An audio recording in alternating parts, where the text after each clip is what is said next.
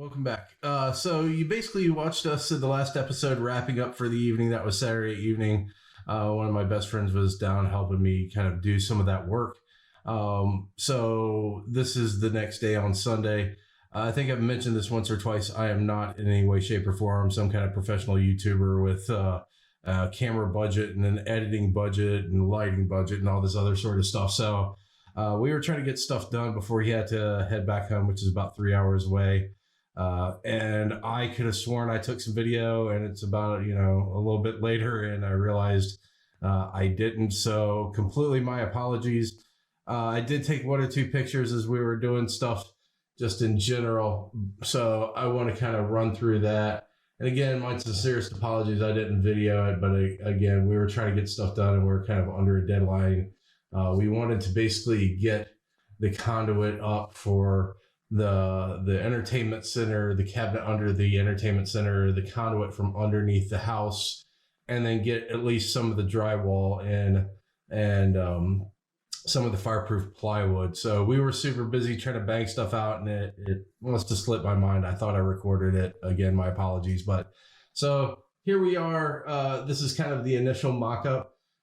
This is where some of the audio comes in from the Bose audio system. It was in this workbox that someone had chipped a hole in out. I think I showed you that in another episode in the master bedroom closet, where they just took a workbox and I guess some dikes or some pliers or something and just nibbled pieces out. I actually ended up replacing this with a single gang Carlon low voltage box. You'll see that in a little bit. Then the next one here is where all the cable for the house comes in. It was all not uniform, so I clipped it back and re-terminated and retested everything to make sure it was good and everything's perfectly labeled. And I cut it back for where the Coax distribution box is going. I did leave a service loop down at the bottom, so I do have extra slack that's behind the wall, but that fit in there perfectly. The next one is where all the home audio wiring goes. So that's where all the wiring goes out to all the speakers in the house. So that's what's there. In retrospect, I kind of messed up. I probably should have put the audio speaker wire in the box above it where the coax comes in and put the coax lower. I had originally kind of had it in my mind that those were going to two different places, but it still looks really good. But I'm calling myself out. I probably should have thought about that a little bit more. On the other side, directly opposite it, you can kind of see where the 2 inch and a quarter runs go from underneath the entertainment center and from behind the TV in the living room. They come in through that half wall as we looked at before, and then run up to the fitting that we were working on last night. You saw in the last episode. And then the next 2 inch conduit that goes from up above the wall down to underneath the house. So that's going to be the wiring chase as we go and re-pull all the pull out all the old Cat 5 and replace it with Cat 6A. That's the chase. It'll be going in from this closet to underneath the house to re-pull all that cable. And then lastly, this is a Carlon workbox. Those 2 cables that are hanging out there, that is the cable from the cable company that comes into the house, as well as the connection for the satellite dish that is on top of the house. Although I'm not using satellite, and for the internet, I'm not using cable, and I won't be paying for cable because we're putting in the over-the-air OTA antenna. I still want it in there, so in case in the future I decide I want satellite or I decide I want cable, that it is available. So there's no use to pull it out if it's already in place. The green wire right below that is the grounding wire for the closet that I had put in when the electricians were here. So I figured that they're all coming in the same place, the same hole, and they're pretty much, in the same area. I keep repeating myself, sorry. trying to get my thoughts straight. Anyway, I put it in the same Carlon workbox, so it just kind of made sense to put it there. And then now we're going to get back to video. After this point, my best friend and I start doing some drywall work. As I said before, we're putting in fireproof drywall, and I got a picture of that right here. And we're going to kind of pick up on the video as we've kind of already put the drywall in, and we're putting fireproof drywall tape on the seams. So you'll see that coming up right now. Thanks. Okay, so we're kind of getting there a little bit. We've had a couple of issues that I'm going to talk about real quick. So my brother is sitting here filling in cracks. So we've got the first coat of drywall in. We're basically filling in all the cracks.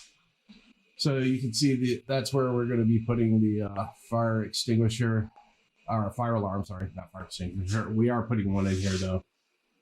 That's where the conduit comes in from underneath the house and back to the entertainment center and behind the TV.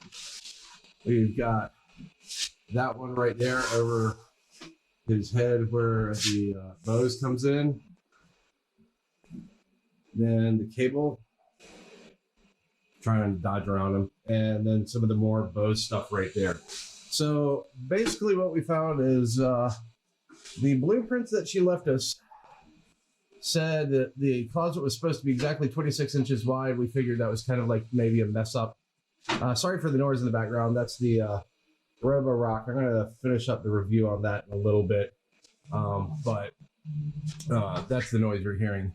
So the as-built blueprint said that it was supposed to be 26 wide. We figured, okay, hey, maybe when the sheetrock guys came in, they put in a ½ inch and maybe a little bit. So it gave us a little flex, maybe about a ½ inch on each side of the cabinet. Well, when we pulled the drywall down, it was on the back wall there, it was 3/8 of an inch. And we're like, oh, okay, cool. We actually have a little bit more room because it was a ½ inch. And then we come to realize the sheetrock guys put 3/8 inch here. They put 3/8 inch here, but on the sidewall that you can't see to the right of his head, it was ½ inch. So what we realized is the framers did an awesome job and didn't follow the as-built. So it was actually like 24 inches. And then 24 inches. And then they added a ½ inch drywall on one side and realized it was too short. And then they put 3/8 inch the rest of the way around. So based on the size of the cabinet, we are literally 1 inch too short from putting it where we originally planned to. So we're both kind of a little bit hot about that because the framers did not follow the blueprints. And then when they put it in the as-builts, it wasn't correct either. So long story short, what we've decided to do is, you see where we've cut off the line here so that we're going to put the shelves back. So what we've decided to do is put the rack facing outward right here. So we're going to do it right up to about right there. So that way we have a little bit of room to get back in here and do some manipulation. It's going to be tight, kind of squeezing in, and you're going to have to kind of duck under, but then you'll have space in there to pull the cable and set up the bows and the alarm system and all that. So that's the best thing that we can do unless we want to rip out the whole closet and redo some framing, which is not going to happen. So we can put it actually lower so it'd be a little bit more accessible, but we figured we're still going to follow the original idea and put it a little bit higher so that way we have storage space underneath, and then instead of having to duck way down to get up underneath, we'll just be able to just go right out to it. So, I mean, once everything's set up and done and the cabling's pulled and that sort of thing, I shouldn't have to mess with the rack once it's set up. I mean, I can administer it, and then maybe 1 or 2 times we have to just climb up to it. So not ideal, but it is what it is. So again, it's a lot of framing if we tried to actually go through and fix it. But, you know, this comes back to the idea of, hey, if you, Murphy's Law prevails.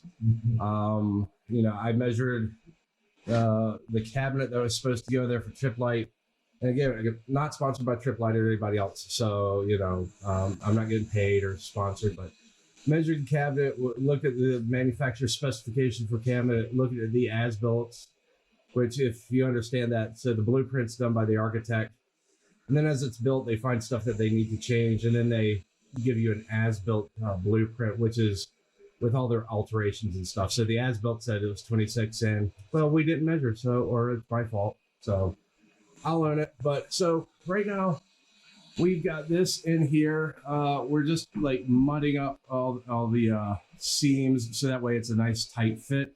But what we're going to do is come back with this flame fighter. You can get this on Amazon. I'll put the link below. And it's basically fireproof tape. So yeah, we'll joint tape it with fireproof joint tape, and then that'll be set. And then again, we're going to come back over the top of this with a second layer of fireproof drywall. Fireproof plywood. And then we're going to be actually putting that in there. And then we've got spray foam that goes in between the joints to make sure everything's sealed up really good. That's also fireproof. So we'll make sure where all those little sections are is filled with fireproof spray foam. And then same thing with the boxes down here. And then because the electrician popped some holes in there and we put the 2-inch down, we'll end up going up underneath the house, and we'll show you when we do that, but that'll be spray foam fire. So it'll be basically fireproof all the way around, through the studs, any place there's been a penetration, any gaps in the fireproofing. So we're keeping this to absolute, specification as far as building codes go. So there we go. And we'll check back with you when we get a little bit more done, and we'll let you see how it's going. Talk to you later.